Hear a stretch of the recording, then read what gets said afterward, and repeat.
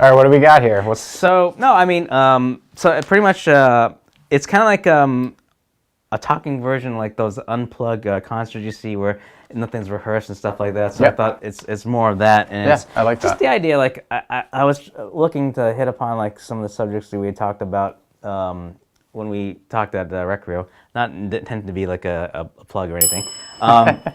About like a communication, because like I know that one of the things has been a challenge of just not so much finding the right message to your audience, but also in a way that you're either providing them helpful information, but also highlight like like your expertise or what you can do. And I can imagine it's difficult, like it's in a challenging industry like real estate and everything. Yeah, I mean, sorry, you caught me off guard. I'm teeing it up there just to like say, what's he gonna ask me? No, I mean, real estate, like, and we've talked about the video thing, right? For years, you and I have talked about that, and it is something that I think is important because you need to be able to showcase to an audience like this, that is hypothetically your buyer or seller audience or prospective client. You need to showcase that you can communicate and you can respond and you can solve problems, on the fly. And it's a tricky industry to, I guess, promote yourself. Yeah. So I think this can be beneficial. Like this is going to give you some information or like some positive marketing material for how to interview certain people or different ways of interviewing. But it could be good for me. I mean, if you have 2 or 3 little questions like this or something that relates to the industry or sales or real estate, just having that little blurb to show somebody to have on your Facebook page, your LinkedIn page, I think it could be good for someone like me. Is it like finance where they have to be careful like what they promote between the service and the person in real estate?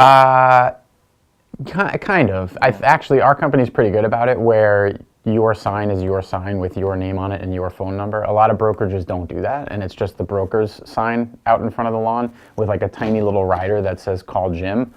So they're very good about promoting the person and making sure that you're associated with the brand directly, if that makes sense. Yeah. Yeah.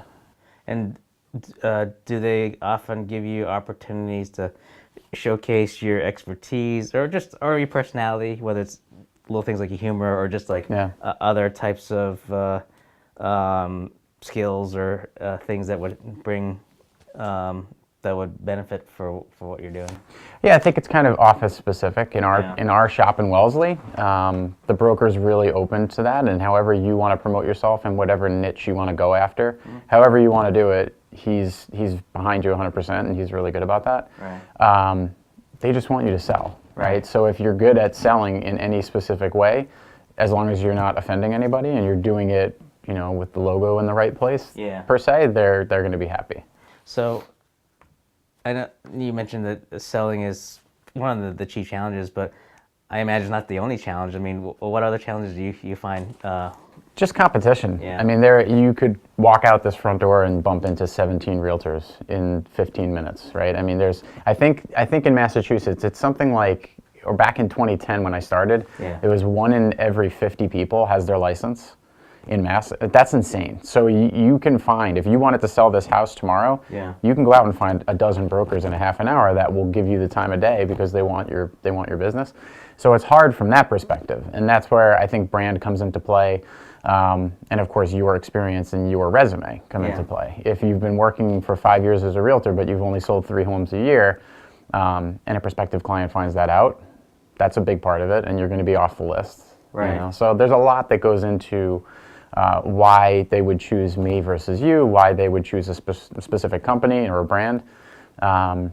And that's why I made the move that I made. I think our brand speaks for itself, and so that takes a big piece of the sort of a big factor out of the equation that I don't have to worry about. So it sounds like branding and track record are the main factors and what helps you stand out from competitors? I think so, especially at certain price points. I never believed that brand name or brand recognition was an important factor. Right. When I worked for a smaller firm, Rachel Hillman, take no offense, because I love you and I love your company.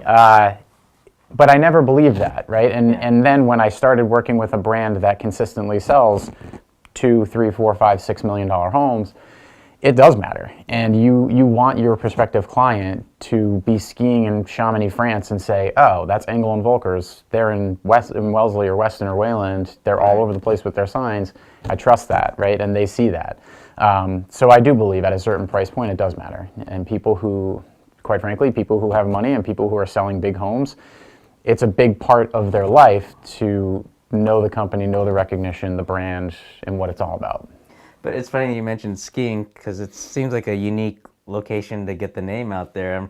I'm curious, is it because from the marketing research where they know their audience as to where they would find their message, or is it more experimenting? I think that's part of it. You know, we started in Hamburg, Germany 40 years ago. Right. And we literally started by selling castles. So they started in this super niche market in Hamburg, Germany, which is an amazing, amazing city.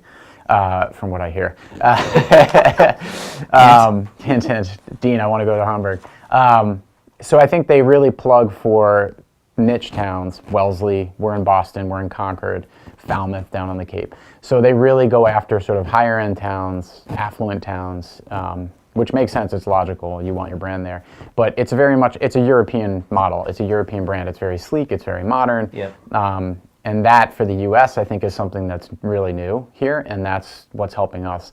And I think they're finding new towns that they can come into that maybe have like a European flair, that fit really well with the brand.